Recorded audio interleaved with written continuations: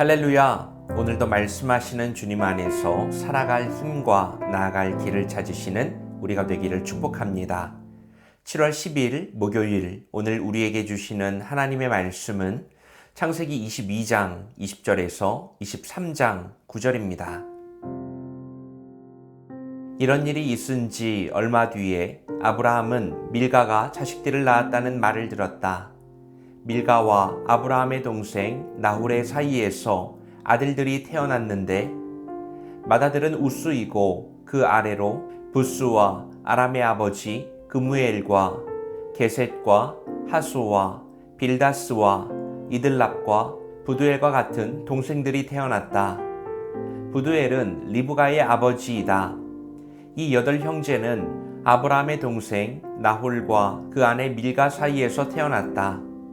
나홀의 첩 우르마도 데바와 가함과 다하스와 마아가 등 4형제를 낳았다.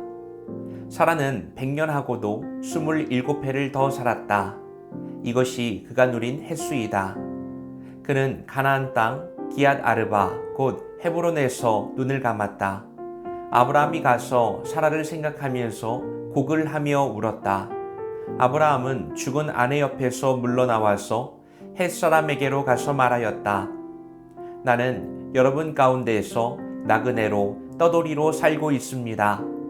죽은 나의 아내를 묻으려고 하는데 무덤으로 쓸 땅을 여러분들에게서 좀 살 수 있게 해주시기를 바랍니다. 헷족 속 사람들이 아브라함에게 대답하였다. 어른께서는 우리가 하는 말을 들어보시기 바랍니다. 어른은 하나님이 우리 가운데 세우신 지도자이십니다.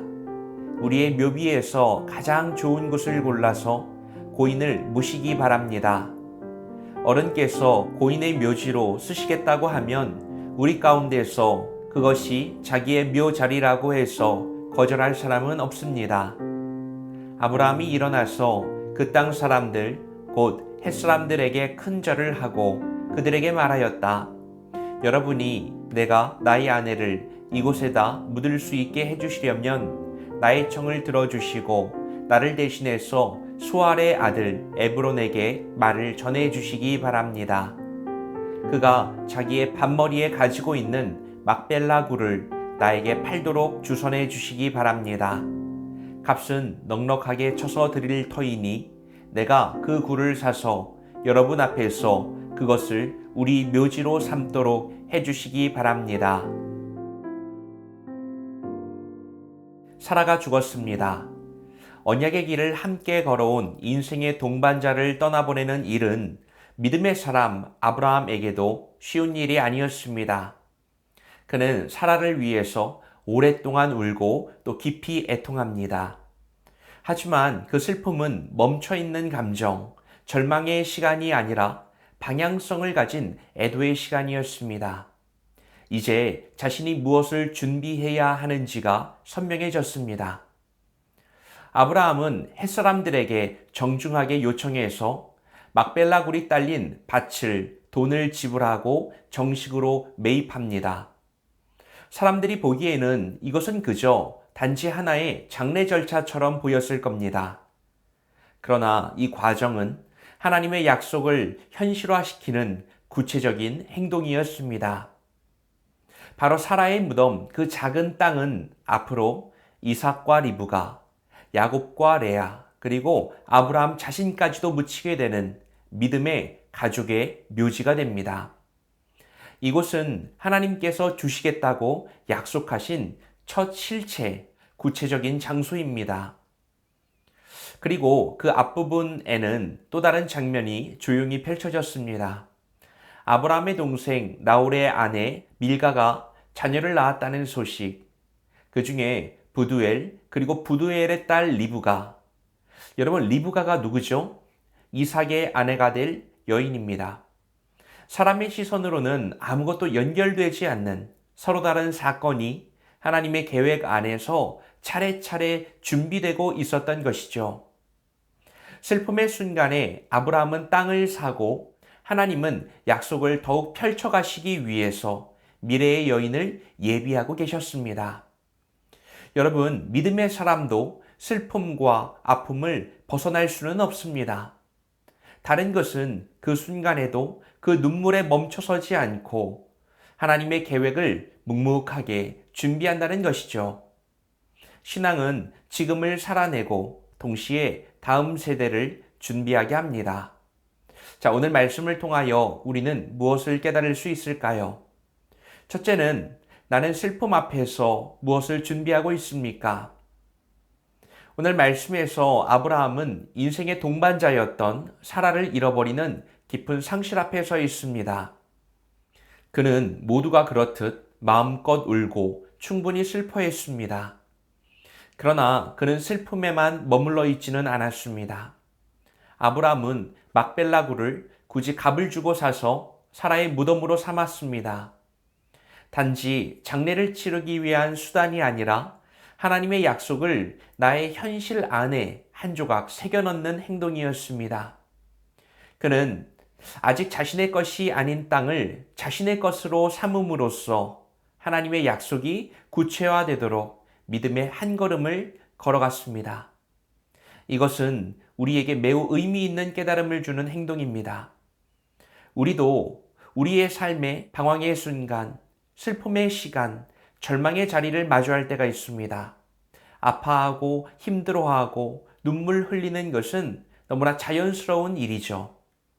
그러나 더 중요한 것은 그 자리에 그대로 머물러 있어서는 안 된다는 것입니다.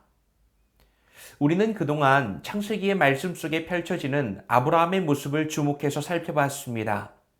믿음의 조상이라고 하는 별칭이 무색할 정도로 그는 계속해서 실수를 반복했던 사람이었습니다. 그러나 지난 시간에 그는 자신의 보물, 하나님의 약속이 이루어지는 통로였던 이삭까지 주님께 바치는 믿음의 도약을 했습니다. 하나님의 약속은 자신의 이성적인 판단 안에서 이루어지는 과정이 아니라 전적인 신뢰와 전적인 순종, 전적인 따름을 통해서 가능하다는 것을 그가 알았기 때문이었습니다. 이제 아브라함은 고통의 순간에도 멈춰서지 않고 하나님의 방법이 자신을 통과할 수 있도록 철저히 내어주는 삶의 방식을 선택합니다. 그리고 그 작은 땅이 씨앗이 되어서 대대손손 하나님의 계획과 방법이 이어져 갈 수 있도록 그는 꿈을 꾸고 있습니다. 바로 이 지점에서 우리는 내 모습을 돌아보아야 합니다. 나는 내가 흘리고 있는 그 눈물의 자리에 무엇을 함께 심고 있습니까? 괴로움과 아픔이 있다고 그 감정에만 매몰되어 있는 것은 아닌가요? 그 어떠한 상황에 있든지 우리가 해야 하는 일은 슬픔과 더불어서 그러나 하나님의 꿈을 향해서 한 걸음씩 나아가는 것입니다. 그리고 그 결단은 언젠가 하나님 나라의 첫 열매로 자라날 것입니다. 자, 둘째로 나는 하나님이 준비하시는 다음 장면을 신뢰하고 있습니까? 창세기 22장의 마지막엔 다소 어울리지 않는 듯한 계보 이야기가 등장합니다. 나홀과 밀가 그리고 그 사이에서 태어난 자녀들의 족보입니다. 그냥 무심코 넘어갈 수 있는 이 이름의 목록 속에 부두엘과 리브가가 등장합니다. 이삭의 아내 아브라함의 며느리죠. 언약을 이어갈 다음 세대가 이미 하나님의 손 안에서 자라나고 있었던 것입니다. 자, 그러니까 사라의 죽음은 끝이 아니었습니다. 하나님은 이미 다음 세대를 준비하고 계셨습니다. 그리고 우리가 잘 아는 것처럼 아브라함을 이어서 이삭으로, 이삭을 이어서 야곱으로, 야곱을 이어서 요셉으로 약속의 계보가 이어지게 되는 거죠. 시간이 한참 지나고 모세가 하나님에 대해서 물을 때에 하나님은 스스로 이렇게 대답하시죠. 나는 아브라함과 이삭과 야곱의 하나님이다. 감동적인 장면입니다. 우리가 끝났다고 생각하는 그 자리에 하나님은 언제나 새로운 장면을 준비하고 계십니다. 여러분, 우리의 삶도 마찬가지입니다. 내가 실패했다고 여길 때, 모든 것이 끝났다고 결론 지을 때, 하나님은 그 너머에서 여전히 다음 장을 쓰고 계십니다. 우리가 보지 못할 뿐 하나님은 침묵 속에서도 일하고 계십니다. 당장 눈앞에 아무것도 없어 보이는 그 순간, 하나님은 누군가를 준비하시고 길을 트시고 만남을 예비하고 계십니다. 저는 그래서 믿음을 이렇게 정의해 보고 싶어요. 하나님의 성실하심을 아는 것이 곧 믿음이다. 그분은 오늘도 여전히 살아계시고 우리를 위해, 우리를 통해 지금도 일하고 계신다.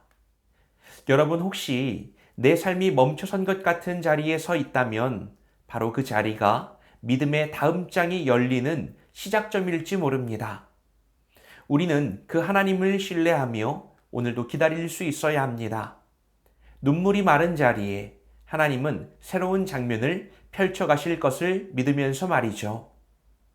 자, 오늘 말씀을 통해서 우리는 눈물 속에서도 하나님의 약속을 현실로 받아들이고 죽음 앞에서도 믿음으로 미래를 준비하는 아브라함의 선택을 보았습니다. 믿음은 말이 아니라 구체적인 실행이며 내일을 준비하는 것으로 드러납니다. 하나님은 우리의 아픔 너머에 새로운 생명의 이야기를 시작하십니다. 오늘이 그런 하루이길 바랍니다. 오늘은 하나님이 허락하신 기회의 순간이자 축복의 날입니다. 기도하겠습니다. 사랑과 은혜가 풍성하신 하나님 아버지, 오늘도 말씀으로 새날을 열어주시니 감사합니다. 사라를 잃은 아브라함의 슬픔처럼 우리의 삶에도 말로 다 할 수 없는 눈물의 시간이 있습니다.